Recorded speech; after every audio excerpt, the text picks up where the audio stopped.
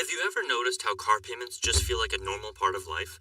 Like rent, groceries, just another monthly bill. That's how most people. Dave Ramsey sees things completely differently. For him, car payments aren't just a bad financial move. They're one of the biggest reasons people stay broke. The way most people buy cars is completely backwards. Let's take a look at what he has to say about one of the biggest wealth killers for most people, and see if you agree. Quickly, when we see someone driving a nice car, our first thought is usually that they're doing well financially, that they've made it. But in reality, that shiny new is a sign of poor financial choices. Instead of seeing it as a symbol of success, we should recognize that in more cases than not, they're stretching the latest and greatest.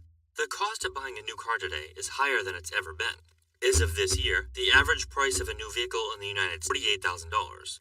And that price tag has led to record-breaking monthly payments as well. The average new car payment is now more than $704, with many buyers locked into 6 or 7 year loans just to afford it. For a lot of households, that's nearly a second rent or mortgage payment, and it's a oddly depreciating asset.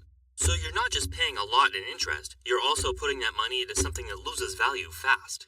Dave Ramsey's simple but strict. Always pay cash for cars. No financing, no leasing, no 0% interest. No matter how attractive the deal, Dave's advice is clear. If you don't have the cash to buy the car outright, you can't afford it. He says the best car for you is the car you can afford to pay cash for, what your friends are driving. It doesn't matter if your coworker just pulled up in a brand new SUV. If you're putting yourself into debt, you're going backwards. Let's be real, to here, especially when we live in a world where everyone's constantly upgrading and showing off the latest stuff. Think about the last time someone rolled into the office parked car. Did a little envy creep in? That's totally normal. But Dave pushes back on that urge to keep up.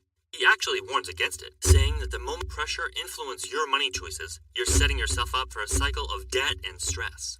Now let's talk numbers. Since the average car is $42 per month, that's more than $8,900 per year just for the loan. And that doesn't even include insurance, gas, registration, or a massive chunk of most people's income. Money that could be going towards paying off debt, building an emergency fund, or investing for retirement. Dave Ramsey, car payments are one of the biggest wealth killers out there, and it's true. You don't notice it because it feels normal, but so is being broke and stressed out. Take this. Imagine what else you could do with that money. Rather than funneling thousands into a car loan, you could pay down student debt, build up an emergency savings list. For instance, if you took that same $742 per month and invested it into the S&P 500 over 20 years with an M% per year, you could have over $560,000, or over $310,000 after adjusting for inflation. And then there's everyone off guard. The total value of all vehicles in your household shouldn't exceed more than half your annual income. That's not each car, that's all or any vehicle with an engine, including boats, ATVs, motorcycles, and whatever else. So if your household income is $70,000, vehicle value should be $35,000 or less. That might sound extreme at first, especially if you're used to thinking of cars as status symbols, but it makes for what cars actually are. Rapidly depreciating assets. They're not investments, they don't make you money in most cases. In fact, they're worth less. This rule forces you to think in terms of value rather than status. If you're a two-car household with an income of $70,000 instead of a vehicle sitting in your driveway, your earnings aren't going to be able to keep up with all that maintenance, insurance, and depreciation. It's like spinning your wheels. Vehicle expenses reasonably low for your income. You free up more resources to build wealth in other ways, through savings, investments, and real estate. Your choice. Stay stuck in debt or start investing in assets that will pay your bills with exponential rewards. Now listen to what Dave Ramsey says about you shouldn't buy one until you're a millionaire. Yep, you heard that right. You should not be buying a brand new car until your net worth surpasses $1 million. Your first job, not when you get promoted, not even when you're married with kids. According to Dave, brand new cars are only for millionaires because they lose value for anything else you can buy. In fact, the moment you drive that shiny new car off the lot, it loses about 10% of its value. That's thousands of dollars. Within the first year, that number can climb to 20% or even more. So if you spent $40,000 on that car, you're down to $32,000, and that's just depreciation. No interest, taxes, or insurance. That's what Dave calls the stupid tax. Of course, one of the most common, but I want something reliable. I need something safe for my family. I don't want to drive a beat-up old clunker. And to be fair, those are valid concerns, but to drive a 1995 rust bucket with no air conditioning. He's saying, buy the most reliable vehicle you can afford with cash. That might be a $10,000 or an $8,000 Toyota with some mileage on it. But if you're not going into debt, the odds are already in your favor. Sure, you might encounter some repair bills that exceed the 20% loss you'd be taking on that new car in year one.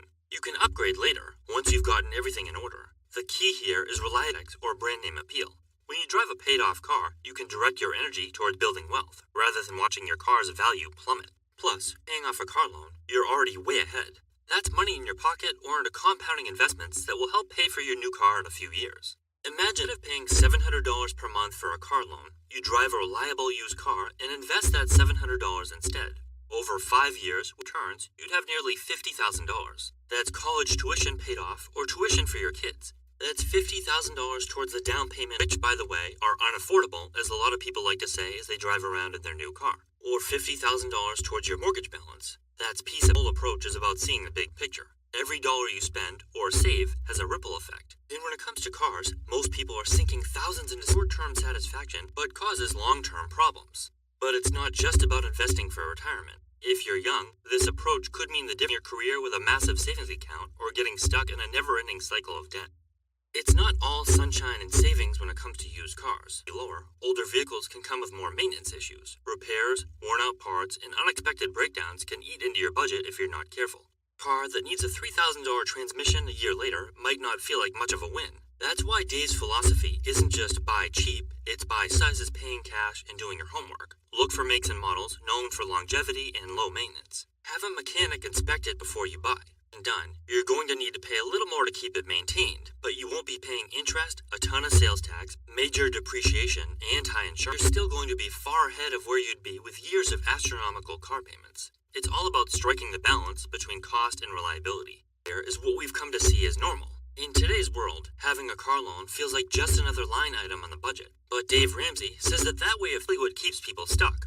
According to him, the average person has a car loan for 6 to 7 years, and by the time they've almost paid it off, they're rolling to a new loan for a new car. It's a never-ending cycle of debt. You're always paying interest, you're always underwater, and meanwhile, your car is losing value. And if you're married, chances are you're dealing with 2 cars, not just one, so you can double those numbers. Dave Ramsey's entire philosophy boils down to cars are a tool, not a status symbol. You drive them to get from point A to point B. They shouldn't be eating up a major portion of your income. They shouldn't keep you fulls, and they definitely shouldn't come with interest payments. Now, let's be honest. Dave's advice isn't trendy, it's not flashy, it's not the kind of thing that's driving $80,000 cars. But it's real, it's grounded, and it makes sense. And for a lot of people, it's exactly the wake-up call they need. Because once it's under control, everything else starts to feel a little easier. And driving a paid-off car, even if it's not your dream vehicle, is a powerful step, maybe even up in that direction.